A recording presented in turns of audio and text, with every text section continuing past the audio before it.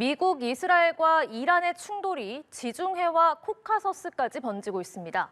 직간접적으로 얽힌 나라가 20개국이 넘습니다. 2차 대전 이후 최대 규모입니다. 강은나래 기자입니다. 이란은 지난달 28일 첫 폭격에 맞서 걸프국과 튀르키예, 아제르바이잔 등 주변 15개국을 드론과 미사일로 타격했습니다.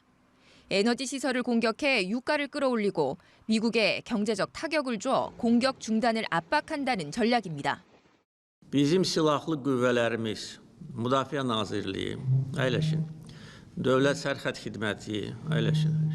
Digər bütün bizim xüsusi təyinatlı qüvvələr bir nömrəli səfərbərlik vəziyyətinə gətirilib. 이스라엘군은 헤즈볼라 소탕을 명분으로 레바논 남부에 3개 사단을 투입해 지상전을 강행하고 있습니다.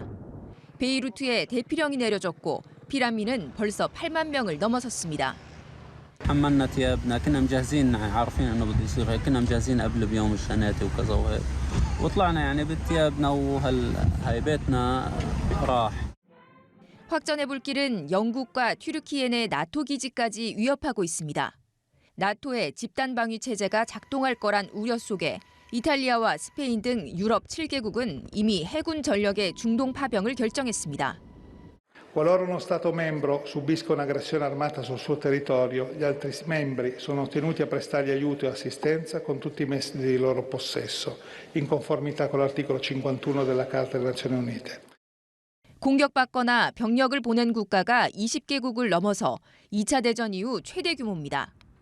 미국과 이스라엘은 현재 이란 방공망의 80%를 파괴하며 정권의 군사 역량 해체를 위한 단계에 진입했습니다.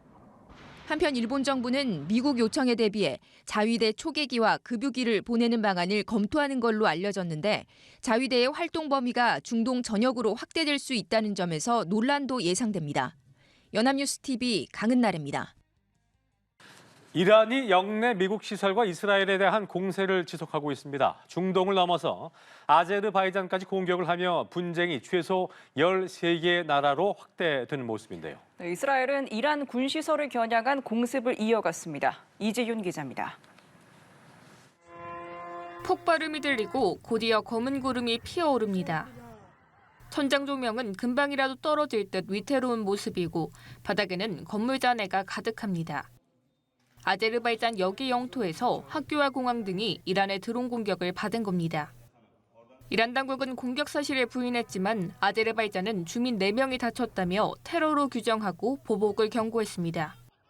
Bizim silahlı qüvvələrimiz, Müdafiə Nazirliyi, əyləşin. Dövlət Sərhəd Xidməti, əyləşin.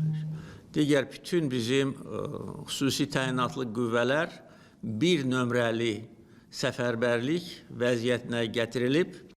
이란은 이날 이스라엘과 걸프 국가들의 미국 시설을 겨냥한 20번째 일제 공격도 단행했습니다.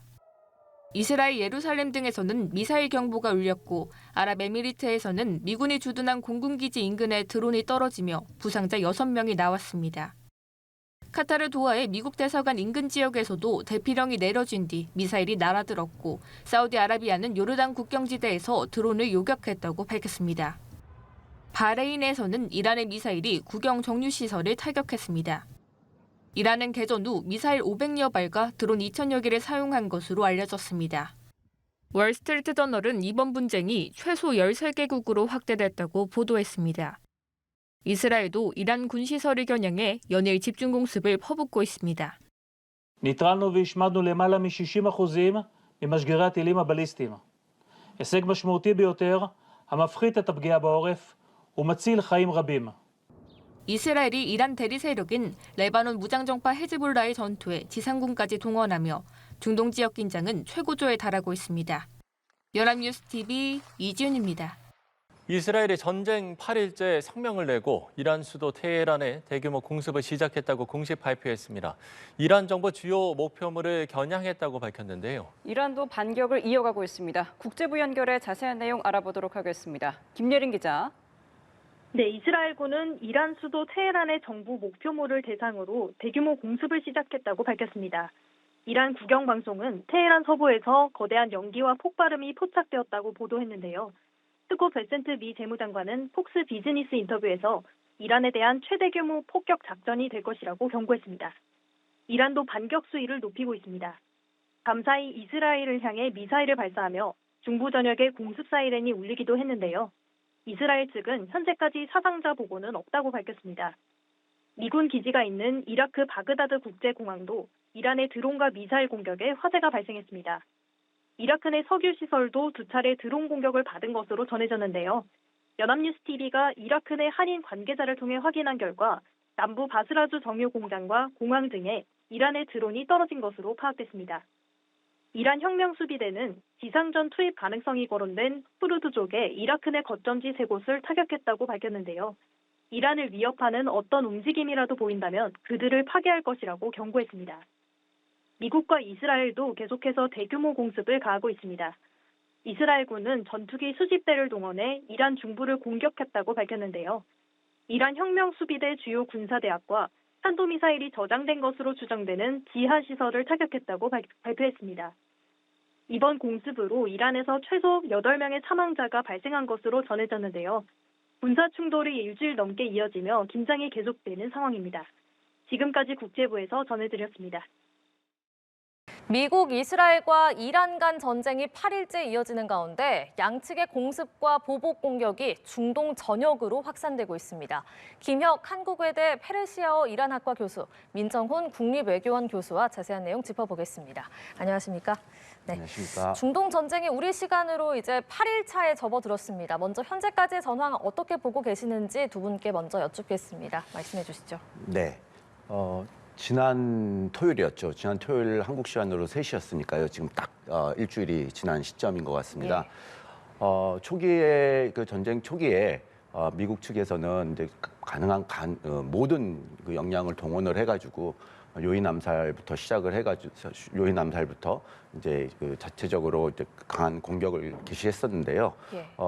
근데 예상외로 미국의 예상과는 좀 다르게 이란이 최고 지도자가 암살이 되는 그런 상황 속에서도 뭐 신속하게 대응을 이제 하면서 약간 그 미국의 계획대로는 지금까지는 좀 진행이 되지 않고 있는 것 같습니다. 반면에 이란의 경우에서는 뭐 많은 그 지금 한 3천여 곳 정도가 폭격을 당했다라고도 밝혀지고 있고요. 그리고 이제 한 50여 명의 요인 암살이 또 이루어졌습니다. 그리고 대다수의 그런 폭격을 받은 곳들이 이제 그 군사 시설들, 그다음 뭐 지휘 통제 시설들, 그리고 또 이제 거기에 더불어 가지고 지금 이란이 가지고 있는 가장 화력이라고 볼 수 있는 탄도미사일 뭐 저장소, 그리고 탄도미사일 발사대 이런 것들을 지금 집중적으로 이제 타격을 받고 있는 상황이긴 합니다. 뭐 하지만 이란은 여기에 대응을 해서 좀 점진적으로 대응을 확대해 나가는 비대칭 전략을 쓰면서 좀 대응을 이 상황을 전개시키고 있는 상황으로 파악되고 있습니다. 네, 알겠습니다. 어떻게 보고 계십니까? 뭐 교수님 말씀해 주신 것처럼 한 일주일 이제 8일째 전쟁이 접어들고 있는데요. 전면적 양상이 이제 확대되는 것이 아닌가 좀 보고 있고 거의 이제 그 최대치에 다다르는 것이 아닌가 생각을 하고 있습니다. 그래서 미국과 이스라엘이 전쟁 초기에 물량 공세를 통해 가지고 그 이란의 핵과 미사일 시설을 완전히 좀 무력화하려는 노력을 하고 있고요. 이에 대응해서 이란이 이스라엘 전역하고 그다음에 중동 주변 지역에 미국 뭐 기지라든지 외교 시설 그리고 더 나가서 경제적 압박을 하기 위해서 이제 민간 시설, 정유 시설까지 포함해서 공격을 좀 확대해 나가고 있는 상황입니다. 그렇기 때문에 그런 부분에서 전쟁이 이제 그 최대치로 좀 치닫는다 이렇게 좀 상황을 좀 보고 있고요.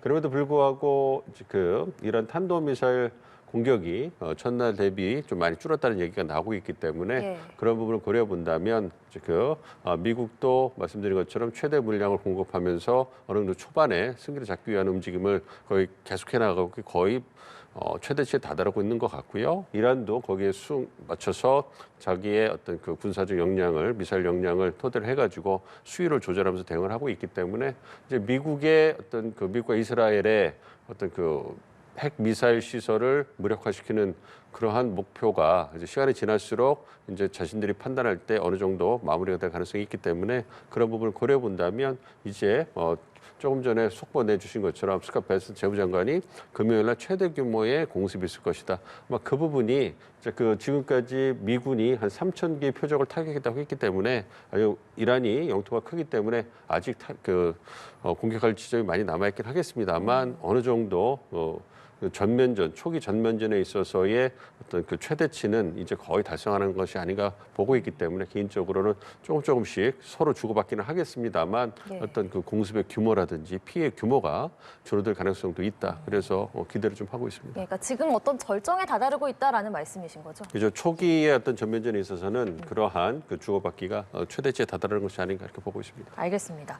자, 이런 가운데 러시아가 중동에 있는 미군 자산의 위치 정보를 이란에 제공을 하고 있을 거다, 이란에 제공했을 것이다라는 미국 정보 당국의 분석이 나왔습니다. 그러니까 이란이 작년 12일 전쟁 때보다 더욱 정교하게 미군 자산을 타격했기 때문에 이제 이런 분석도 나온 건데 좀 사실이라고 보십니까? 가능성 있다고 보시는지요?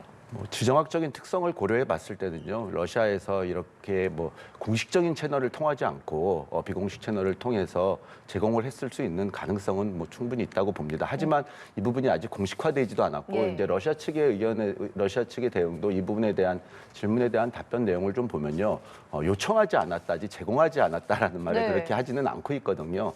이제 이 부분을 봐서는 충분히 그간의 우크라이나와 러시아 간의 그 전쟁 상황에서도 이란과 러시아가 긴밀하게 드론을 제공하는 등 하는 그런 군사적인 교류가 있었기 때문에요. 그런 점에서 보면은 이런 그 정보들을 제공했을 수 있을 가능성도 없지 않아 있다고는 봅니다. 그리고 또 하나가 지금 이 중동에서 지금 이스라엘과 이란 간에 그리고 미국 지금 전개하고 있는 이 전쟁이 어떻게 한번 우리가 이 전쟁이 왜 일어났을까를 한번 좀 그 속내를 한번 살펴보면요, 결국에는 어느 정도의 그 에너지 패권 문제도 있다고 저는 생각을 하거든요. 그렇다고 했을 경우에는 러시아의 입장에서도 만일 이 전쟁이 계속 지속되는 과정에서는 아무래도 우크라이나와 그 러시아 간의 그런 전쟁 상황에서 조금 더 러시아가 우위를 점할 수 있는 그런 면도 없지 않아 있고, 또 러시아가 아마 지금 중동 내에서의 어떤 원유 공급이라든지 천연가스의 공급이 조금 어려움에 봉착을 하면서 아마 미국 측 입장에서도 최근 나온 보도에 의하면은 이제 미국이 러시아에 대한 원유 수출에 대한 그 제재를 일부 좀 풀어주겠다라는 이런 얘기도 나오고 있는 걸로 봐서는요, 러시아 입장에서는 굉장히 조심스럽게 양면적으로 이란에 이런 정보를 제공하기도 하지만 아주 공개적으로 나와서 이란을 공식적으로 이 전쟁에 있어서 원조를 한다든지 도움을 준다든지 하는 그런 행보는 하지 않을 것으로 예상이 됩니다. 그러니까 말씀하신 것처럼 크렘린궁 대변인이 이에 대한 질문에 이란의 그런 요청을 받지 않았다라고 답을 했는데, 그렇다면 요청은 없었지만 우리가 제공은 했다, 이런 뜻으로 받아들여야겠습니까? 외교적 수사니까요. 저희가 알아서 이제 그 행간을 좀 읽기는 해야 되겠습니다만, 교수님 말씀해 주신 것처럼 러시아가 이란을 도와줄 가능성이 꽤 있죠.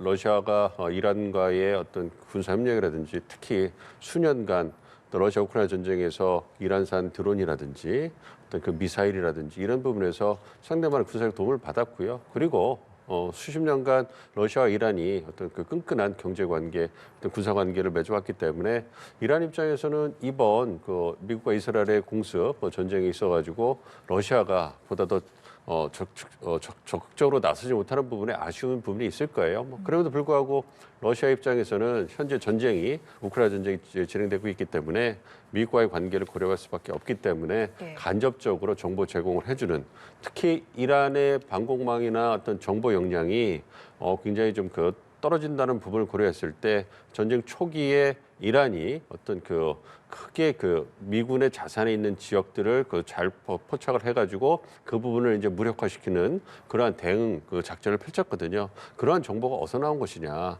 봤을 때 러시아가 제일 유력한 것이죠. 그래서 진위 여부야 저희가 지켜봐야 되긴 하겠습니다만, 러시아가 이란을 간접적으로 이렇게 정보 측면에 도와주면서 이란을 전쟁 초기에 이제 버틸 수 있는데 좀 기여를 했다. 이 부분에 있어서는 상당히 설득력이 있다고 보고 있고요. 어쨌든 이번 전쟁이 어떻게 진행되는지 지켜봐야 되긴 하겠습니다만 직접적인 가장 큰 수혜자는 이스라엘이 될 거고요. 간접적으로 뒤에서 미소를 짓고 있는 그 다음 국가는 러시아가 아닌가 좀 생각을 하고 있습니다. 말씀드린 것처럼 그 이란을 간접적으로 도와주면서 중동에서 영향력을 좀 제한적이나마 확인을 하고 있고요. 특히 우리의 뇌리 속에서 현재 관심 속에서 러시아 우크라이나 전쟁이 완전히 사라져 버렸어요. 네. 그리고 이제 오늘도 제가 아침에 보니까 그 러시아 우크라이나 전쟁에서 이제 전쟁 포로를 이제 2차로 교환했다. 그래서 한 1,000명 정도를 교환했다는 얘기가 나왔는데 전혀 관심에서 이제 사라져간 이런 부분도 있고요. 네. 그 부분이 러시아 입장에서는 굉장히 긍정적으로 작용을 하겠죠. 그러면서 전선이 교착 상태이긴 하지만 그래도 야금야금 어떤 전선을 확대해 가고 있고 그리고 사람들의 전 세계의 관심 속에 사라져 있기 때문에 전쟁이 유리하게 지금 러시아에게 진전이 되고 있는 부분이고 이번에 포로 교환을 할 때도 미국 측의 중재로 이루어졌기 때문에 그런 부분에서 좀 한숨을 돌릴 수 있는 것이고 이와 더불어서 말씀해 주신 것처럼 이제 그 호르무즈 해협이 봉쇄가 되면서 세계 원유 공급이 제대로 되지 않기 때문에 세계 경제적으로 어려워지고 특히 미국 내 유가가 폭등하면서 트럼프 대통령이 이제 궁지에 몰리고 있거든요. 그런 부분을 고려해서 호르무즈 해협을 통과하지 않는 러시아산 원유가 공급될 가능성이 커지면서 러시아로서는 어쨌든 미국 주도의 경제 제도로 인해 가지고 전시 경제에서 굉장히 자금줄이 쭈그라드는 그 어려움이 있었는데 그런 부분에서 조금 한숨을 돌릴 수 있고 그리고 국제사회에 기여했다는 명분도 가질 수 있기 때문에 그런 부분을 고려해 본다면 러시아도 이번 전쟁 수혜자가 아닌가 보고 있고 할 수 있는 한 미국과의 관계를 고려하는 한에서 이란을 도와주면서 중동에서의 영향력을 어느 정도 보이려는 그런 모습을 보이지 않을까 기대하고 있습니다. 예. 이번 전쟁으로 웃고 있는 나라 중에 하나가 이제 러시아가 될 거다라고 두 분이서 말씀을 해주셨습니다. 트럼프 대통령은 이란의 실질적인 군사력이 완전히 소멸했다. 해군과 공군 전력 무력화됐다라고 밝혔는데 일단 이란은 미사일과 드론을 발사를 하고 있는 상황이긴 합니다. 지금 이란의 전력은 좀 어느 정도 남아 있다고 봐야 되겠습니까? 오늘 그 백악관에서 이제 앞으로 한 4주에서 6주 정도 안에 이게 전쟁이 완료될 것이다라고 네. 이제 발표를 했는데요. 저희가 지난주 이때쯤을 생각을 해보면은 이제 전쟁이 개시가 되면서 트럼프 대통령이 2, 3일 안에 빠르면 2, 3일 안에 길면 2주 정도를 얘기를 했었습니다. 네. 근데 지금 일주일이 지난 시점에서 보면은 다시 4주, 6주라는 얘기를 또 이렇게 언급하고 있는 것을 보면은 아직 이란이 저항할 수 있는, 대응할 수 있는 그런 군사력은 충분히 좀 아직까지는 확보가 되어 있는 상황이 아닐까 생각을 해볼 수 있을 것 같습니다. 그리고 이란이 초기에는 작년에 6월에 있었던 10일 전쟁과 마찬가지로 초기에는 아주 다수의 탄도미사일을 이스라엘로 발사를 하면서 굉장히 수적으로 이 대응을 했었는데요. 그 이후에 지금 이제 이란의 공격이 탄도미사일 수가 한 60% 이상이 감소가 됐다라고 한 게 실제로 그 탄도미사일 수가 없어서 탄도미사일 능력이 없어서인지 아니면 이란의 입장에서는 지속적으로 조금 장기화를 끌고 가고자 하는 또 그런 심산인지는 한번 또 살펴봐야 될 것 같습니다. 이란이 보유하고 있는 탄도미사일 그 기수가 한 3,000기 정도로 이제 외부적으로 알려지고 있는데요. 그 중에서 한 2,000기 정도는 1,000km, 사정거리가 1,000km 이상이기 때문에 이스라엘까지 이제 타격을 할 수 있는 미사일들이고요. 그 외에는 이제 단거리 미사일 그리고 이제 다수의 드론이 이제 확보되고 있는 상황입니다. 근데 지금까지 이란 측에서 밝히고 있는 것은 한 600기 정도를 이제 발사를 했다, 소진을 했다라고 이제 그렇게 얘기가 나오고 있는데 그러면 단순한 산술적인 계산으로 해보면은 한 2,000기 이상은 아직도 이란이 보유를 하고 있다라고 또 한번 파악해 볼 수도 있을 것 같습니다. 근데 이 부분에서 이제 이란이 탄도미사일을 발사를 하면은 결국에는 그 탄도미사일을 요격을 하기 위해서 미국이나 이스라엘 측에서 요격미사일을 발사를 해야 되는 상황인데 그 요격미사일과 드론에 대한 공격은 1대1의 그 수적 싸움이 아니거든요. 네. 하나가 발사되려면 요격을 하려 그러면은 최소 군사 전문가들의 그 의견을 빌리면은 최소 4기 정도가 4발 정도가 같이 이제 올라와서 요격을 해야 된다고 합니다. 근데 그 이후에도 만약에 파편이라든지 이런 것까지 고려를 한다 그러면은 많게는 7발에서 8발 이렇게 이제 그 요격을 동원이 돼야 된다라고 하면 그러면 단순하게 이란이 한 2,000발 정도를 남았다라고 생각을 하면 미국이나 이스라엘 측에서 보유하고 있는 탄도미사일 수가 대략적으로 계산이 될 수 있는데 사실 어떻게 보면은 미국과 이스라엘이 지금 보유하고 있는 이 탄도미사일, 그 요격 미사일의 역량도 조금 어느 정도 좀 임계치에 달하지 않고 있지 않을까라는 좀 그런 생각도 한번 저희가 해볼 수 있을 것 같습니다. 교수님께서 앞서 그 이란이 지금 점진적인 비대칭 전략을 쓰고 있는 상황이다라고 말씀을 해주셨는데 이 부분도 좀 덧붙여서 설명을 해주신다면요. 예, 그러니까 이란과 같은 경우는 이제 사실 지금 그 점진적인 비대칭 전략이 군사적인 전략이기도 하지만요. 또 하나가 지금 저희가 이란에서 하메네이 그 최고 지도자가 암살된 이후에 아직 그 후계자가 아직 공식적으로 발표가 되지 않고 있거든요. 전문가의회를 통해 가지고 선출은 되었다고는 알려져 있습니다. 하지만 그걸 공식적으로 발표하지 않은 것도 어떻게 보면은 체제의 연속성을 이란 체제가 아직은 강건하다. 그리고 이 그 공식적인 후계자 저희 최고 지도자가 지금 부재한 상황에서도 우리는 이렇게 잘 대응을 하고 있다라는 것을 좀 외부적으로 지금 보여주고 있다라고도 한번 생각을 해볼 수 있을 것 같습니다.